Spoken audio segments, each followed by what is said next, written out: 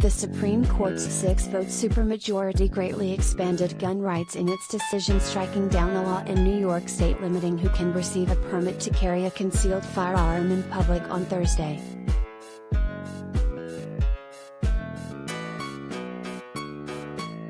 The decision, written by Justice Clarence Thomas and joined by the other 5 conservative justices, found laws like New York's 100-year-old concealed carry law requiring people to show proof of the need of a firearm for self-defense unconstitutional. Thomas' decision also limits the manner in which courts may determine whether a gun control law is constitutional solely if the regulation is consistent with this nation's historical tradition of firearm regulation.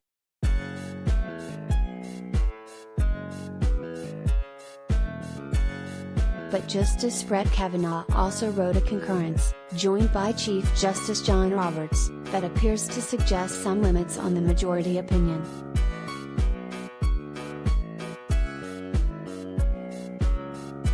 Kavanaugh and Thomas wrote separately to underscore 2 important points about the limits of the court's decision, according to the concurrence.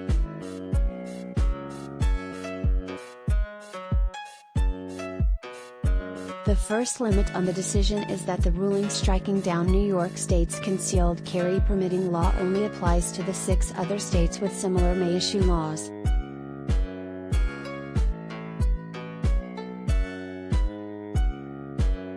The court's decision does not prohibit states from imposing licensing requirements for carrying a handgun for self-defense, Kavanaugh writes.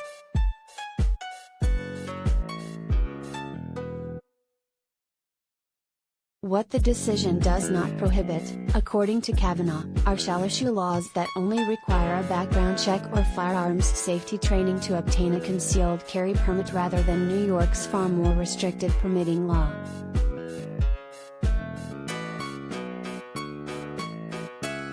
This is fairly similar to the language in Thomas' majority opinion. The main difference is that Thomas includes in a footnote the possibility of striking down elements of shall-issue laws if they have provisions that are put towards abusive ends.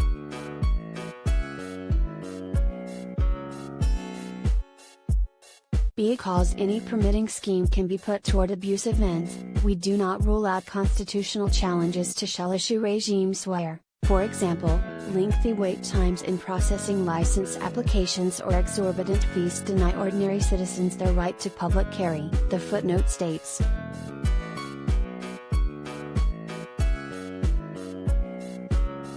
Kavanaugh's concurrence is more firm in its assertion that shall-issue states are on sound constitutional ground.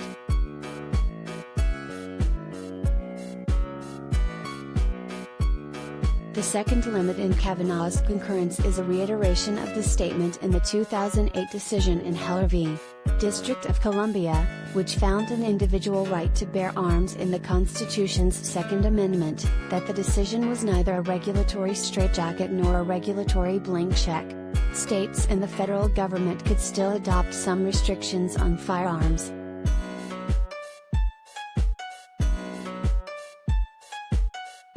Kavanaugh includes a large block quote from the Heller decision to underscore that the majority decision had not stripped the ability of the government to regulate guns in every manner. Those regulations mentioned as permissible include possession of firearms by felons and the mentally ill, or laws forbidding the carrying of firearms in sensitive places such as schools and government buildings, or laws imposing conditions and qualifications on the commercial sale of arms. But that list is not exhaustive, meaning others could exist.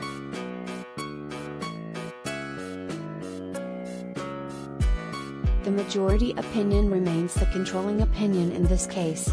That means that its findings are now the law. But the concurrence could still influence lower courts since it bears the hallmarks of a pivotal concurrence.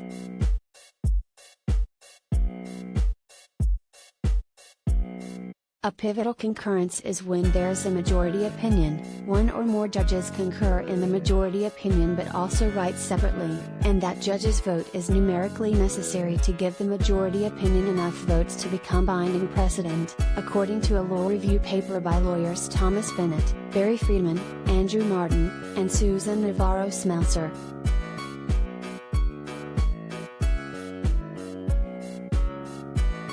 The opinion is pivotal in the sense that without the votes of the pivotally concurring justices, there would be no majority opinion, the paper continues.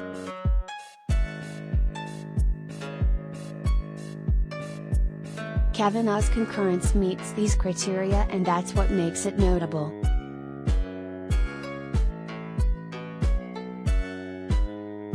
If you look forward to the next case, the one about some other state's gun licensing regime, then you have to worry about whether you can count on the votes of Kavanaugh and Roberts, Bennett, one of the authors of the paper, said. And if that's your point of view, then you have to pay really close attention to what they say in their concurrence.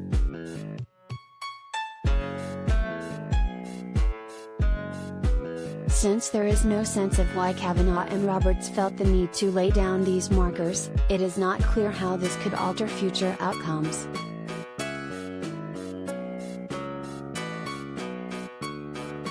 Was this to indicate that Kavanaugh and Roberts would not go as far as the other four conservative justices want to? Was it a public relations decision to make the majority decision less distasteful to a public that supports further gun control than currently exists? Or something else?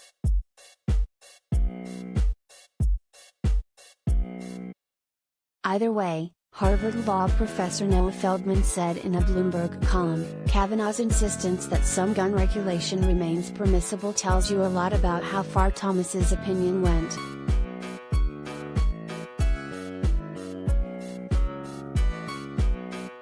Thomas' limitation of all future court review of gun laws to historical analogs threatens to upend so many existing gun laws and those currently debated in Congress that lack historical analogs, like red flag laws and bans on gun ownership for domestic abusers.